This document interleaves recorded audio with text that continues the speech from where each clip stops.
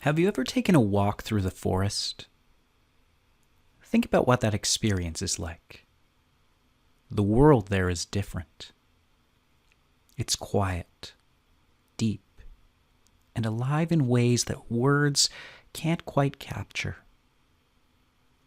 Each tree, each leaf stands rooted in its own place, breathing with an ancient mystery.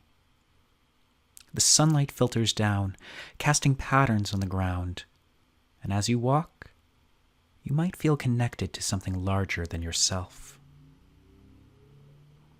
Now imagine seeing that same forest differently, not from the perspective of a hiker, but instead through the eyes of a surveyor, a person who calculates the number of trees, measures their height, and estimates their yield for timber.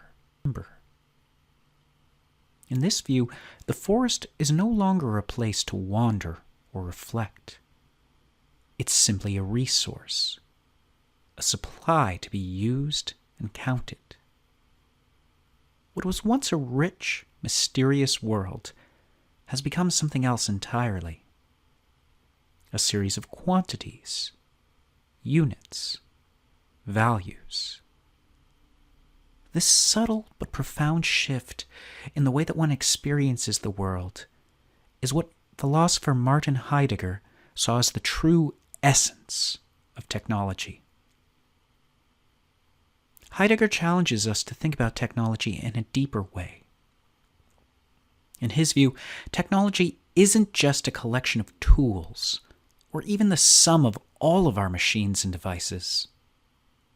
Instead, technology is a way of revealing, a mode of seeing the world. In other words, technology shapes how we understand and interact with reality. And here's the key point. Modern technology in particular, Heidegger argues, reveals the world in a very specific way. It frames everything as a resource to be controlled, optimized, and used. He uses the term inframing, or Gestell in German, to describe this process. Inframing is the mindset that sees everything, including nature and even human beings, as a standing reserve, which means something that is there, ready to be used, like a reservoir pool of resources. Let's bring this idea to life with a couple of examples. In the 20th century, we saw the rise of industrial agriculture. When technology views the land as a resource to be optimized, nature turns into something like a factory. Pesticides, fertilizers, and genetically modified crops allow us to push nature to produce more food, but at the same time the land is depleted, ecosystems are damaged, and biodiversity is lost. Heidegger would say that this mindset is a perfect example of inframing. We've reduced something living, complex, and interconnected to a mere resource. A more modern example is big data and social media. Companies like Facebook and Google collect vast amounts of data from users, and in doing so, reduce people and their experiences online to data points, numbers that can be tracked, analyzed, and sold. This is another way that humans are inframed by technology. Rather than seeing each individual as a person with a unique life and perspective, they become a resource for profit, quantified and commodified. Now, Heidegger wasn't just concerned that technology changes how we view the world. He thought there was a deeper danger. The real risk, according to Heidegger, is that if we keep seeing the world through the lens of technology, we might forget that other, more meaningful ways of experiencing reality exist.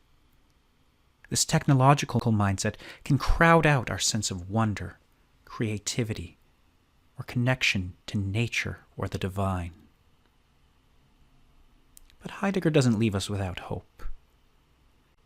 He says that within this danger, there is also the possibility of what he calls poiesis, a different kind of revealing. This is the kind of revealing we might see in art, poetry, or even certain human experiences, where the world presents itself to us in a more truthful, less calculated way. For example, when we appreciate the beauty of a sunset, reflect on a powerful piece of music, or simply enjoy time with our family and friends, we're not trying to optimize or control anything. We're simply letting something meaningful be revealed to us. This, Heidegger argues, is a more authentic way of being in the world.